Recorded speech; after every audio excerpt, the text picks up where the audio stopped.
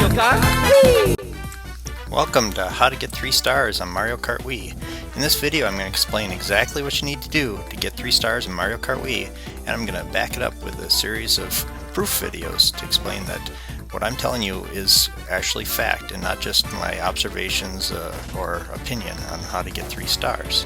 So how do you get 3 stars? Well, you have to follow the 3-star rules, and there's just 2 of them. First, you got to win all races and get 60 points, and second, you got to beat each course's maximum time or adjusted maximum time if you incur any penalties or bonuses.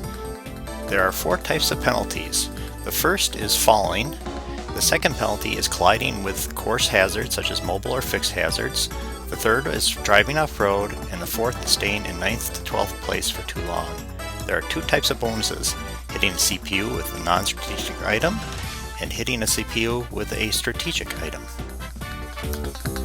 And now, what are some of the course maximum times? Well, here's a little sample. 150cc Sherbetland is about 3 minutes. You can see it's a little over the normal ghost, a little over 10 seconds more. 100cc Sherbetland goes up to 320. The normal ghost time doesn't really apply. 150cc Luigi Stadium goes up to 255. And Luigi Circuit goes just about 5 seconds above the normal ghost at 135. And Mushroom Gorge, it goes up to 225. And if you want to know more about course maximum times, I have 2 videos, the Mushroom Cup and Banana Cup, where I list maximum times and some strategies how to play these cups. And now we'll go into a little more detail into the course penalties. The first and biggest penalty is falling. At the 150cc level, it's a 10-second penalty for every time you fall. So you can still get 3 stars if you fall, but it's going to make it a lot harder. The next penalty is the mobile hazard penalty.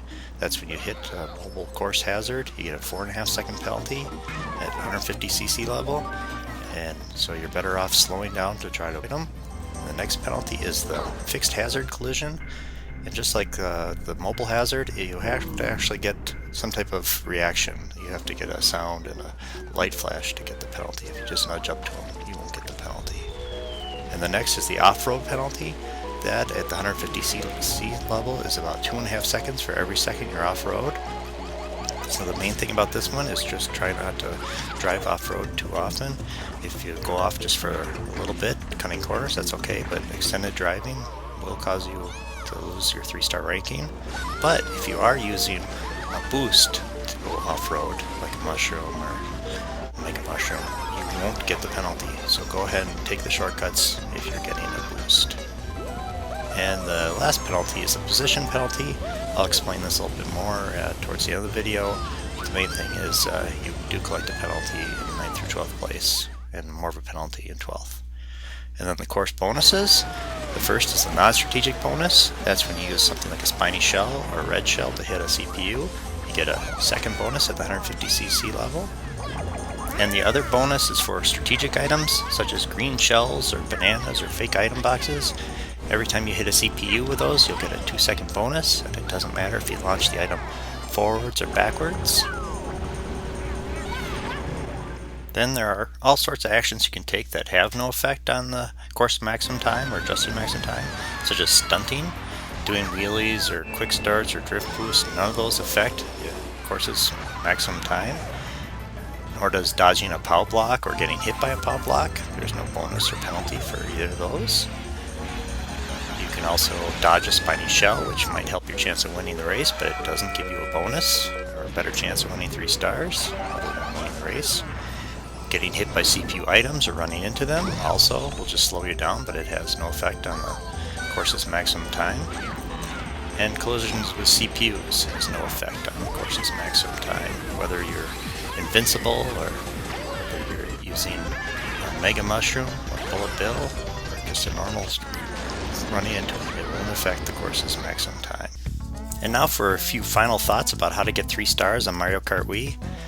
The thing to know is all the modes work the same way. They all have the same penalties and they all have the same bonuses. The times might change slightly, but it works the same way. So the main thing to remember is try to avoid falls and collisions. Slow down if you need to. It's more important to avoid the collision and slow down a little than it is to try to keep full throttle and run into things. And the other thing is, if you're going off-road, just make sure you're going off, just cutting corners. That's okay. But if you're going to drive off-road for extended period of time, make sure you got a boost to do it. And then finally, have a strategy when you're using your items. Don't just hit the mushroom and bang into walls. Wait for an open stretch. And be careful about placing your items. And make sure you cover your rear end so you don't get hit yourself. And now here's a list of some of the other videos you might want to watch. I made some with some max times for the Mushroom Cup and Banana Cup and talk about some strategies on how to win those and get 3 stars. And then I have a whole series of videos offering proof on how I've come up with these numbers for the penalty and bonuses. And both these have links down below in the video description if you want to follow through in either of these 2 series. And then I want to give a big thanks to Dark Meter Wii, who, if it wasn't for his help, I still wouldn't believe in all these penalties and bonuses. He's been just a gigantic help, and this video wouldn't exist, and this information wouldn't exist without him. Thanks for watching.